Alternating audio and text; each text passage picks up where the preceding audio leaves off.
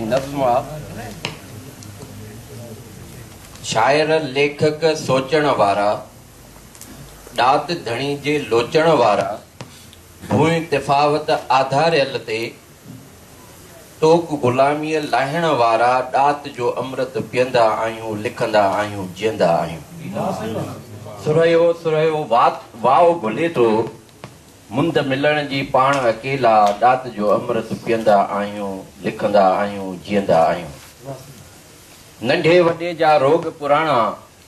धर्म भरम जा भोग पुराणा, वाहण वस्तियूं तॾा विछायल, सावा फटई सोग पुराणा ॾात जो अमृत पीअंदा आहियूं, लिखंदा आहियूं, जीअंदा आहियूं। मोहन दड़े जे पूजारियुनि जो देवता दरिया पूजा पाणी, मोहन दड़े जे पूजारियुनि जो देवता दरिया पूजा पाणी, तातारियुनि जा तड़ते पहरा, हंध हंध हंसा माग मयाणी ॾात जो अमृत पीअंदा आहियूं, लिखंदा आहियूं, जीअंदा आहियूं।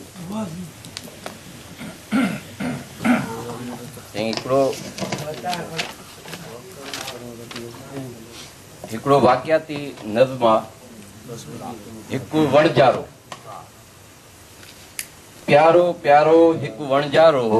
किथां अलाए आयो कही हो, अतो पतो को कोने हिन जो, प्यारो प्यारो वियाहू तारो, कॾहिं परे खां कॾहिं त ओरे, छातियूं पाए नेण मिलाए, ॿुझ ॿुझांदड़ पयो ॻाल्हाए, दिलि में छा त कोन ॿुधाए, हिन जो पंहिंजो नाव बि कोन्हे, लचो लिङनि ते ॿिए जो पाए, सारो सारो ॾींहुं कमनि में, कॾहिं बनी में गाह पचे सां, कॾहिं बनी में गाह पठे सां, कॾहिं वाड़े में माल संभाले, हुकुम मिले थो हिन खे जेको पूरो करणो लाज़िम आहे, ज़ाहिर में हू घर जो नौकर लेकिन मुंहिंजे मन जो मेहर, ज़ाहिर में हू घर जो नौकर लेकिन मुंहिंजे मन जो मेहर, कान इजाज़त मूंखे ॾिनाऊं कीअं लहां मां साणस लाऊं, कान इजाज़त मूंखे ॾिनाऊं कीअं लहां मां साणस लाऊं, नंढ वॾाई आॾो आई पैसो पैसो हिकिड़ी वाई, मुंहिंजो आहे पीउ वॾेरो हिन जी काई हैसियत नाहे, बदनामीअ जो बार ढोईंदे मारूं खाए कीअं सहां मां, ईअं त कोई भॼंदो नाहे,